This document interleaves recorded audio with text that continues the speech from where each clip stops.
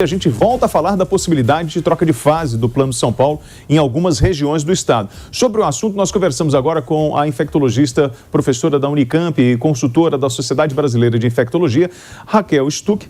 Raquel, a possibilidade de uma regressão nas medidas restritivas. Rio de Janeiro já estendeu até o dia 27. Você acredita que aqui em São Paulo é possível isso? A gente consegue antecipar a movimentação do governo em relação ao Plano de São Paulo? Bom dia. Bom dia, William. Bom dia a todos que nos acompanham. Olha, William, as decisões deste ano em relação à flexibilização ou não, né, e a mudança das fases, elas não têm seguido os mesmos critérios do ano passado. Pelos números ainda do estado de São Paulo, se a gente considerar a taxa de ocupação de leitos e mortalidade, ainda não seria um momento de haver flexibilização. É certo que nós tivemos uma melhora no número de casos, isso quase todas as cidades estão com esses dados muito otimistas, mas neste momento talvez aguardar um pouco mais a melhoria dos leitos e da mortalidade para a gente poder mudar de fase aí. Acho que deve ser isso que a reunião deve estar pegando agora junto com o comitê assessor. Foi bom a senhora falar nesse critério de avaliação, porque os municípios, os estados estão trabalhando muito com a entrada do paciente no sistema de saúde. E a partir desse tipo de momento eu tomo uma decisão e não levo em consideração, por exemplo, o que a senhora falou sobre o número de leitos disponíveis, sobre o número de óbitos. Na verdade, o critério de avaliação num primeiro momento está sendo esse da entrada do paciente no sistema?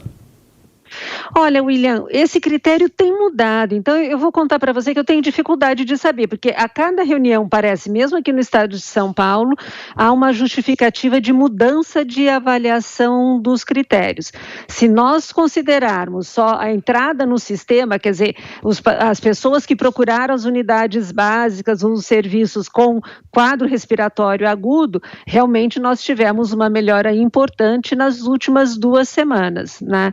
Conseguimos melhorar também o número de pessoas que aguardam leitos, acho que na maior parte das cidades, mas ainda temos uma pressão muito grande no sistema de saúde, particularmente nos hospitais. Então, nas enfermarias e nas UTIs, ainda a pressão está muito grande. E sobre essa pressão que a senhora está falando no sistema de saúde, nós temos também a pressão econômica e um movimento por parte das empresas na tentativa de retomar as suas atividades. Esse é um fator também que o governo está levando em consideração para poder manter as medidas restritivas. Eu acho que é impossível a gente não ficar sensível a toda a dificuldade econômica. Nós tivemos os dados, né, desta semana mostrando o aumento, né, muito expressivo de brasileiros em situação assim, de realmente passando fome, que é algo que é assustador e a gente não pode ficar insensível a isso. Nós sabemos que a taxa de ocupação dos leitos hospitalares, e talvez isso esteja sendo levado em conta, William, ela demora para melhorar mesmo. A gente viu isso com Araraquara, né? Melhorou, a taxa de internação foi melhorar depois, né, de umas 2 semanas que os pacientes internados ficam muito tempo internados. Então, se a gente considerar que houve uma regressão importante do número de casos novos, de síndrome respiratória leve, e que a gente tem uma pressão econômica, né, onde a situação está muito difícil, há de se considerar talvez uma abertura escalonada de alguns segmentos da economia.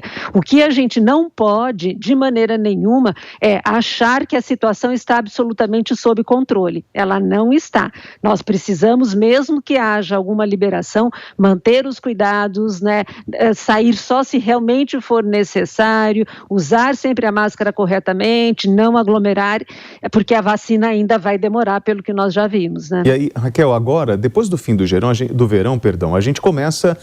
gente tem um ingrediente novo nisso, que são essas doenças respiratórias, né, esse grupo que surge e pode até confundir no diagnóstico de uma possível contaminação pelo vírus. Então nós começamos agora o outono, né, depois outono e inverno, tanto os quadros respiratórios por agentes infecciosos, virais mesmo, e até quadros alérgicos, que nessa época que também dão, né, rinite, pode dar tosse, que pode se confundir até com sintomas da Covid. Então o importante é neste momento, né, onde os quadros respiratórios se avolumam por outras causas, que a gente tenha a disponibilidade mais do que nunca de fazer, de comprovar se é Covid ou não. Então, nós temos que continuar testando com RT-PCR ou eventualmente o teste de antígeno para quem tem sintomas, com resultados sendo liberados rapidamente. Isto, neste momento, agora é fundamental também para a gente poder controlar adequadamente, quer dizer, isolar os que precisam ser isolados, isolar os contatos daqueles casos confirmados. Isso é vital para o controle da pandemia. Foi bom a senhora falar nessa testagem e no prazo. Hoje, na prática, a gente está perdendo muito tempo com esse diagnóstico, ou não?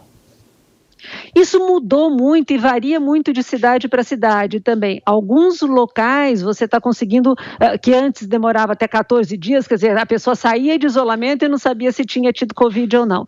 Hoje, em alguns locais, isso está mais rápido, mas em alguns locais também a gente não tem quantidade de teste suficiente. Então, o esforço de todos, né, em vez de a gente ficar gastando dinheiro com coisas que são comprovadamente ineficazes, talvez seja não só para conscientizar a população em relação às medidas de bloqueio de transmissão, mas também para otimizar ter os testes e a disponibilidade dos resultados em tempo hábil. Para além dos cuidados que eu preciso ter com Covid-19, o que eu posso fazer já nesse período de um tempo mais frio, mais seco, para evitar doenças respiratórias? Bom, o importante é, nesse tempo, né, a gente já aprendeu isso com os orientais, aprendemos isso com a Covid, então o uso de máscara é importante. O que é importante? Manter o ambiente sempre mais úmido, onde a gente está trabalhando, ou na casa da gente. Pode ser balde com água, inclusive, toalha molhada, úmida, né, no quarto, por exemplo, para a gente dormir, para a gente manter a nossa via aérea mais hidratada. O uso de soro fisiológico para estar sempre lavando o nariz também é recomendado, porque auxilia a hidratação da mucosa aqui de entrada, né, respiratória. A popular vacina da gripe, preciso tomar? Todos que puderem tomar a vacina da gripe, é bem recomendado que façam. A gente sabe que a gripe, ela é grave, ela também é motivo de internação para muitas pessoas, ela também tem uma mortalidade que não é desprezível. Então, podendo fazer a vacina da gripe, todos devem fazer, sim, a vacina da gripe, que pelo menos a gente já protege, né, de uma doença que deve circular entre nós também esse ano. Bom, doutora Raquel Stuck, eu agradeço muito a sua participação no Jornal da Manhã, segunda edição. Nós conversamos com a doutora Raquel, que é infectologista, professora da Unicamp e consultora da Sociedade Brasileira de Infectologia. Muito obrigado. Vamos aguardar, então, o pronunciamento da equipe, que acontece agora 12h45. Tenham um bom dia. Obrigada, um bom dia para todos vocês também. E se cuidem.